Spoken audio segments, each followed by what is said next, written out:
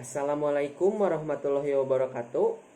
Perkenalkan, nama saya Ipan Arijar Ipandi Wijaya, kelas 1B, Prodi D3 Keperawatan Poltekkes Kemenkes Tasikmalaya.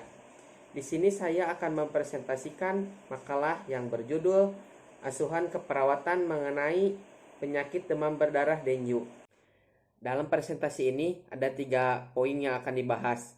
Yang pertama, pendahuluan, meliputi latar belakang masalah, rumusan masalah, tujuan makalah, dan kegunaan makalah.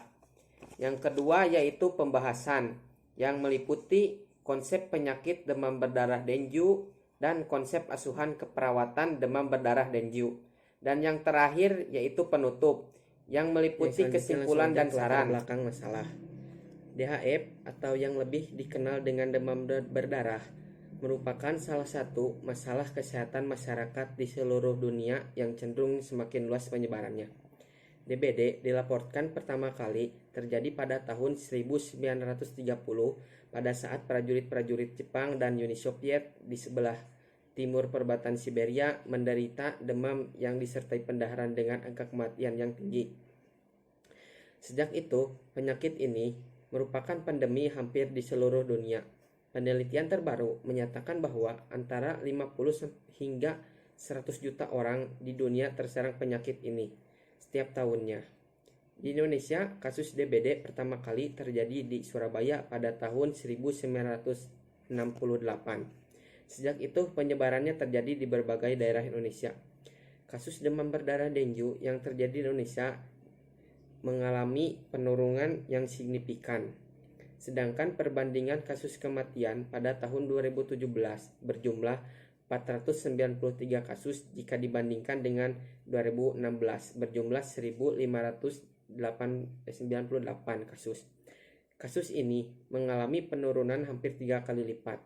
Fakta menarik lainnya, provinsi dengan jumlah kasus tertinggi terjadi di 3 provinsi di Pulau Jawa, masing-masing Pulau Jawa Barat dengan total kasus sebanyak 10.167 kasus, Jawa Timur sebesar 700 kasus, dan Jawa Tengah 7.400 kasus. Data tersebut tidak sebanding dengan jumlah kasus kematiannya, karena kasus kematian tertinggi terjadi di Provinsi Jawa Timur sebanyak 105 kasus dan diikuti oleh Provinsi Jawa Tengah sebanyak 92 kasus, sedangkan untuk jumlah kasus terendah terjadi di Provinsi Maluku Utara dengan jumlah 37 kasus.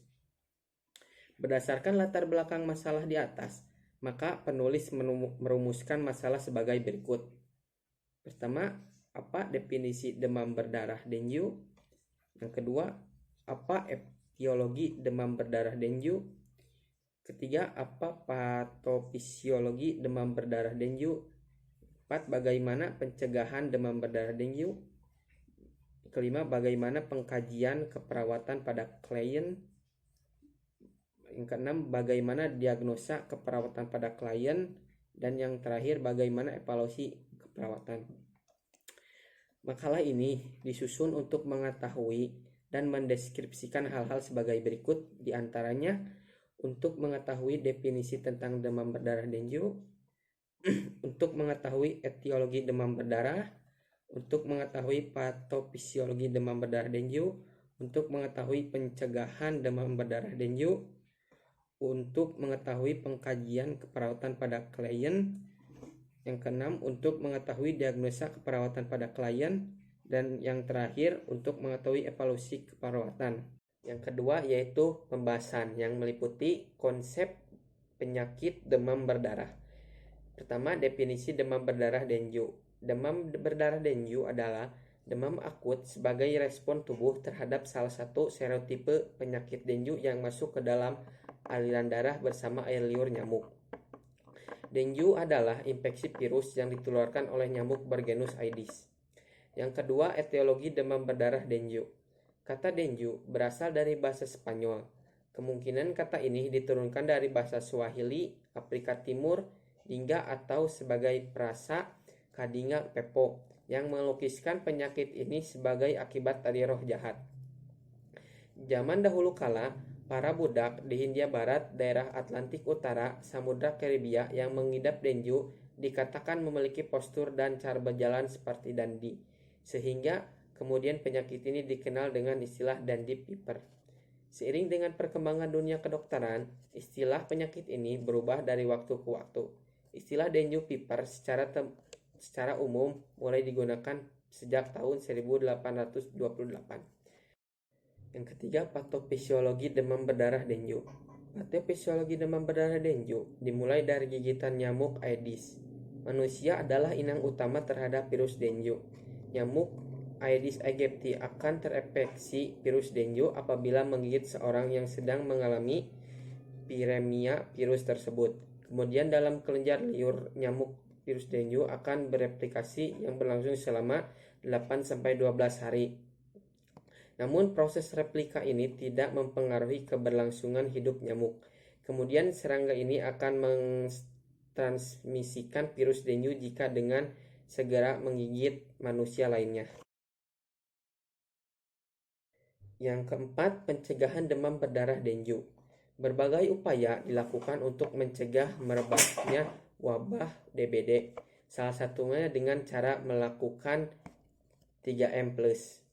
Pertama, menguras merupakan kegiatan membersihkan tempat yang sering menjadi penampungan air seperti bak mandi, korendi, toren air, drum, dan tempat penampungan air lainnya. Dinding bak maupun penampungan air juga harus digosok untuk membersihkan dan membuang telur nyamuk yang menempel pada dinding tersebut. Yang kedua, menutup merupakan kegiatan menutup rapat tempat-tempat penampungan air seperti bak mandi maupun drum. Menutup juga dapat diartikan sebagai kegiatan mengubur barang bekas di dalam tanah agar tidak membuat lingkungan semakin kotor dan dapat berpotensi menjadi sarang nyamuk. Yang ketiga, memanfaatkan kembali limbah barang bekas yang bernilai ekonomis. Kita juga disarankan untuk memanfaatkan kembali atau mendaur ulang barang-barang bekas yang berpotensi menjadi tempat perkembangbiakan nyamuk demam berdarah. Yang dimaksudnya plus adalah bentuk upaya pencegahan tambahan seperti berikut. Memelihara ikan pemakan jentik nyamuk, menggunakan obat anti nyamuk, memasang kawat kasa pada jendela dan ventilasi, gotong royong membersihkan lingkungan, periksa tempat-tempat penampungan air, meletakkan pakaian bekas pakaian dalam wadah tertutup, memberikan larvasida pada penampungan air, memperbaiki saluran dan talang air yang tidak lancar, menanam tanaman pengusir nyamuk. Wabah DBD biasanya akan mulai meningkat pada pertengahan musim hujan. Hal ini disebabkan bertambahnya tempat-tempat perkembangan biak nyamuk karena peningkatan curah hujan yang tinggi. Yang kedua yaitu konsep dasar asuhan keperawatan demam berdarah.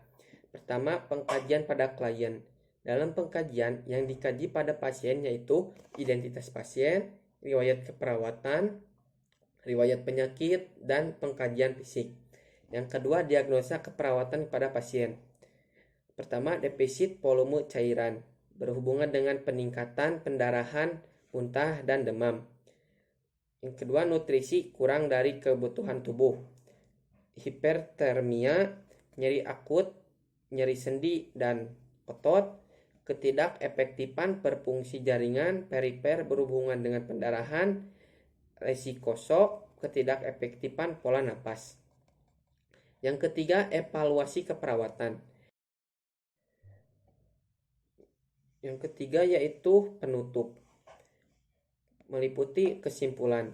Demam berdarah dengue adalah suatu penyakit yang disebabkan oleh gigitan nyamuk Aedes aegypti yang masuk ke dalam tubuh seseorang. Penyakit demam berdarah dengue ini memiliki gejala yang signifikan seperti demam, nyeri otot, dan nyeri sendi yang disertai ruam pada kulit. Upaya dalam pencegahan penyakit ini melakukan 3M, yaitu menguras, menutup, dan memanfaatkan kembali barang bekas yang bernilai ekonomis. Pengkajian pada pasien DBD ini dilakukan dengan pengecekan identitas diri, riwayat penyakitnya, serta pengajian pada seluruh tubuh. Terima kasih atas perhatiannya. Mohon maaf apabila terdapat kesalahan. Wassalamualaikum warahmatullahi wabarakatuh.